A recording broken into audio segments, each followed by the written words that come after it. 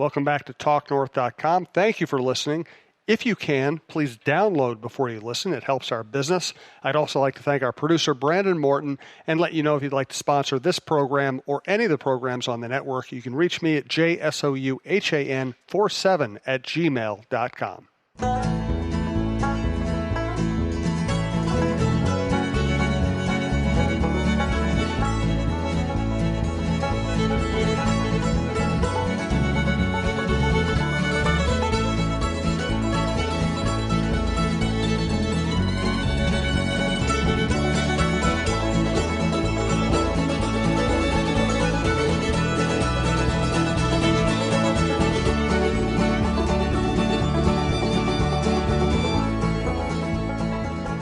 Welcome back to the Russo Hockey Show.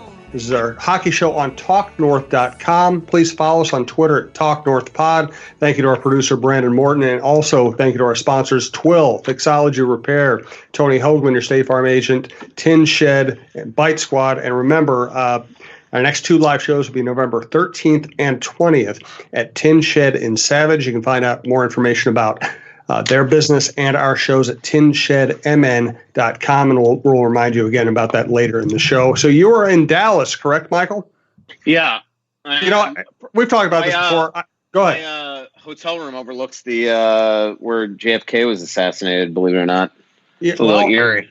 Yeah, and I used to work at the Dallas Morning News, which is right there and very close to Dealey Plaza as well. Have you ever done the full tour? I haven't. Actually, I think today I'm going to go over to the museum. I haven't stayed in this area. So I used to stay in this area all the time. My first ever road game covering the NHL was actually at Reunion Arena, which obviously doesn't exist anymore, but it was right by the Dallas Morning News. So I used to stay, I think it was a Hyatt down here. I don't know if that still exists. So I'm actually one thing I want to do this afternoon is kind of walk around, try to get the lay of the land, because when I used to cover Dallas Stars games back in the day, I used to always stay in this area and love this area. And they've revamped this area, but obviously when American Airlines Center opened several years ago, I just sort of changed where I stayed just to get closer to the arena. So it's kind of cool to be back in here and reminisce a bit. Yeah, and when I worked at the Dallas Morning News, it was an incredible newspaper, an incredible sports section, and you could actually just walk from the newspaper right down the hill to Reunion Arena for just back then it was just basketball games.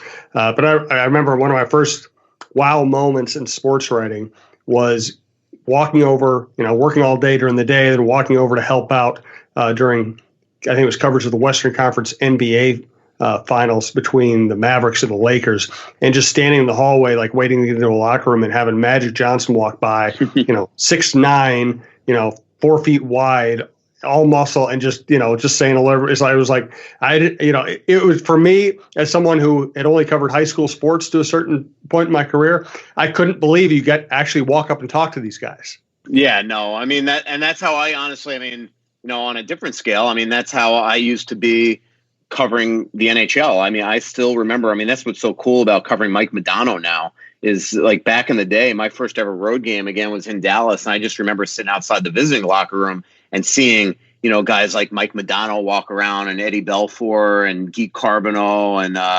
I'm trying to think who was on the team. Who was on that 97, 98 team that I covered would have been, I think, Manny Fernandez. But that team was, the beginning of their cup. That was where they had, Darian Hatcher and they had Circus Hercus, who I always see in press boxes now, Jamie Langenbrunner. So that was a really good team. And then all of a sudden, they make the Nieuwendyk trade a year or so later. And all of a sudden they win a cup 2 years later. So it was just kind of cool. Another guy I remember on that 97, 98 team, I'm pretty sure, was Jason Botterill, who is the current GM of the Buffalo Sabres. Wow. And back to where you're staying in that area, my wife and I on a recent Viking trips a couple of years ago decided we were kind of stay in that area and walk around my old haunts. And we were like, okay, let's go do the book depository trip. And we got over into that area and we just felt really creepy. And we just didn't do it. It just and I've read, I've read everything there is to read about the Kennedy assassination and that era, the civil rights era and everything else. But I got over there and we both had this weird foreboding feeling. We just didn't want to do it. Yeah, no, I agree. And it is, I opened up my windows this morning and looked outside. I'm like, whoa, I've never had this view before. You kind of it's a really eerie view when you think about, What happened? It was in the books depository that, with a long range rifle, I can do the same thing. Yeah. Not literally, by the way. Right. I'm just saying, well, you have that. Yeah, and we're not going to make any jokes about it. It's just, it's a weird view. I mean, it's just bizarre. Yes, absolutely. Yeah. I got to be careful, especially on this podcast, making jokes, because last week I got a text message from my mom after our last podcast asking if I was on grass. Well, it's a fair question. What was your answer? What the heck is grass? Who uses the term grass anymore? You do travel to Colorado. I brought my mom. You know what's so funny? So I took a screen capture of the text, put it on Twitter, and for 3 days she had never brought it up to me, even though I know that she saw the tweet. So I finally said, "What do you think of me putting out your text message for the public to see?" And she goes, "What do they call it now?" So I had to tell her that, weed, marijuana, I don't know, pot. I haven't heard grass in years. It's a good one. She said that she realized that she was out of date when somebody said to her that she was dating herself. So. Oh, well, Michael, you are an NHL writer. You spend a lot of time in Colorado. We know what you bring back when you go to Colorado. It's not even Colorado now. It's everywhere. It's pretty much not Minnesota, right? Yeah, California next week. Well, it's gonna be. If I really want to do the grass, I could get it anywhere there. But this turned into a weird podcast. Why don't you bring some back and we'll bring it to Tin Shed and see if that improves the shows. Yeah, exactly. Twitter questions. What do you think? Michael wants to change the subject, so we will change the subject. We do have as I always say, we get 1 million Twitter questions when we do a live show. We reward people who show up there and let them ask questions. But in the off weeks like this, where we do more of a studio show or a remote show, we will get to more Twitter questions. And you guys y'all ask such good questions that it's a great way to do a show anyway. So before the first Twitter question, let us thank Twill in the Edina Galleria, twillmn.com on the internet, and Twill Edina on Instagram, which is a great place to check out all their beautiful clothing, much of which I wear and try to live up to. I'm here with my wife, Stacy. We went to Twill in the Edina Galleria the other day. We saw Scott Dayton, and I bought the nicest sport jacket I've ever owned, the most comfortable pants I've ever owned. They're Brax. A nice pair of loafers that I can wear to the ballpark. I think they're called Tracks. And I bought a bunch of Stenstrom short sleeve shirts to go with my Stenstrom nice dress shirts. And, I used to wear just disposable clothes. Now when I buy something, I buy it at Twill. I know it's going to last me the rest of my life, and it's going to be comfortable. And on top of that, it's not just the best stuff you've ever had, but it's really everyday things that you can wear and that will fit all occasions. Twill in the Edina Galleria, twillmn.com, Twill on Instagram. All right, we're going to go kind of reverse order. Most recent, from Pat, Man Bear Unicorn is his handle. When professional sports teams are in the midst of poor seasons, what all do they change to try and change course? Regimen, practice style, superstitions. What's the weirdest thing you've heard of a player doing in regard to superstitions? Well, I mean, last year Zach Parise changed his stick a lot. I remember once the Wild were really having a struggle in Colorado during the playoffs. Actually, it was 2008.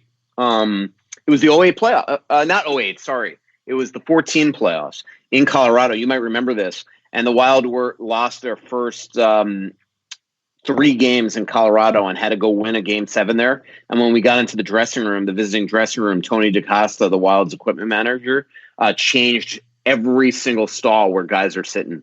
So when we went in there, everybody was sitting in a different spot than they not only did the previous 3 games in the playoffs, but in the regular season in Denver. So that was kind of interesting. And the Wild, actually, obviously, if you remember, won Game 7 that night. Niederreiter, you and I had a heart attack on deadline. Yes, that was brutal. Absolutely. Yeah. And from being a longtime baseball writer, which is the weirdest sport in many ways, it has the oddest characters and the most downtime and the most time spent in clubhouses and on road cities. There's, of course, the infamous one, which is called a slump buster, which is if a player's in a slump, he goes out to the bars and tries to pick up a young woman, hoping to change his fortunes. I'll let your imagination finish that one. There's the other one, which is Mike Redmond, the backup catcher for a long time, later Miami Marlins manager. Yep. When the team was struggling, he would walk through the clubhouse naked just to make people laugh, and that transformed into doing naked pull-ups and taking batting practice naked in the underground cage, not on the field. So that's a taste of just how sick and weird baseball can be.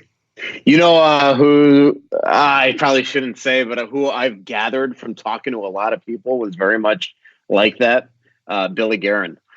Really? Kill me. If he hears this, he might kill me. But I've heard these stories lately of him, doing there was one arena where in the visit, it might have been the Igloo even, where you had sort of on the rafters, you were able to kind of jump up there and walk across the locker room. And apparently did that once to lighten the mood, butt naked. I know he made there's a famous story that he told fairly recently on the Dreger and Ferraro podcast where he made everybody, he lost a shootout practice of a penalty shot practice that they used to do in practice, and he lost it. And so then you have to do something for the entire team. So he made everybody omelets in a jock strap, and apparently people weren't very hungry. Yeah, that would kill my appetite. Yeah. So, oh man, Billy, he's a beauty. That guy, I think I told this in the last one. So they had a trivia question in Florida recently that I've since confirmed. He's the only player in NHL history to have a hat trick for 6 different teams.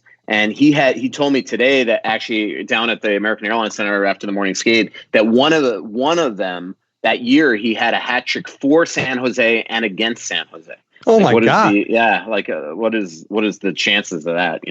That's crazy. So, yep. And to finish off this theme, it is funny when you're around athletes because some athletes are very proud of their bodies. And, you see it with the body issues and as Sports Illustrated and Olympic athletes. I mean, they work all the time in their bodies. They spend time naked around other athletes all the time. So athletes walking around naked is just not that big a deal to them for the most part. Yeah. And, but I think they do find it funny when they do stuff like Billy's doing sort of pull-ups and things like that or whatever. Yes, Redmond never failed to get a laugh when he walked through. All right, from Victor Rodriguez, Iowa's having a great start to the season, but Sokolov was just sent to the ECHL, and Dewar haven't played much, and only 2 actual prospects are in their top 10 scorers. That's Sturm and Bitten. How fine is the line they want to thread between competing and developing in the AHL? Well, there is a fine line because you want to win down there, but just look at Iowa team. They're not loaded with prospects. Obviously, Tim Army didn't think a lot of Ladnia because they sent him back to junior and he wasn't playing. You're right on Durer. He hasn't gotten a lot of time. A lot of your development, though, is in practice working with guys like Brett McLean and Alex Tanguay, who I am going to be doing a story on here at some point, probably on the next long road trip. I talked to them during training camp and have a cool story in the works on them. I talked to Joe Sakic the other day about Tanguay. But look, Sokolov, that ship has sailed, man. He is not a prospect. He's just not. And so they're not playing him. So they sent him to Allen today to get some playing time. But you just look at the lineup. I would agree with you if that team was chock full of the Cunnins, the Donatos, the Fialas, the Greenways down there. But these guys right now, Duheim, Dewar, they're going to have to bide their time, get a lot of practice time in, and then slowly they're worked into the lineup. But you look at that team, and it's still a very veteran-laden team for the most part. By the way, I have a note to add on Twill. Just got this note from them that they're going to have their Stenstrom's trunk show November 1st and 2nd. That's at Twill in the Dining Galleria.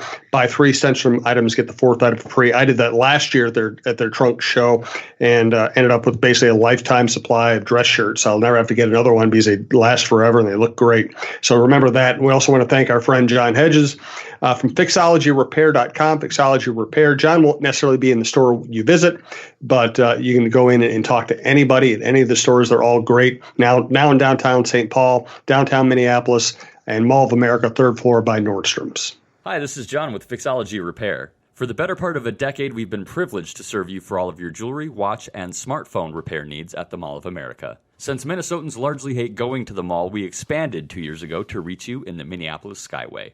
And now this year, we're pleased to announce we have a new location at Wells Fargo Place in the St. Paul Skyway. All 3 shops are equipped to help with your watch and cell phone repair needs on-site, while all jewelry, computer, and game consoles will be completed at the Mall of America store. Please bring us your repair challenges, and don't forget to mention the Talk North podcast for a 10% discount on all of our services. By the way, you noticed I got another Frenchie. Yes, I did see that. I made a comment on Stacy's Facebook.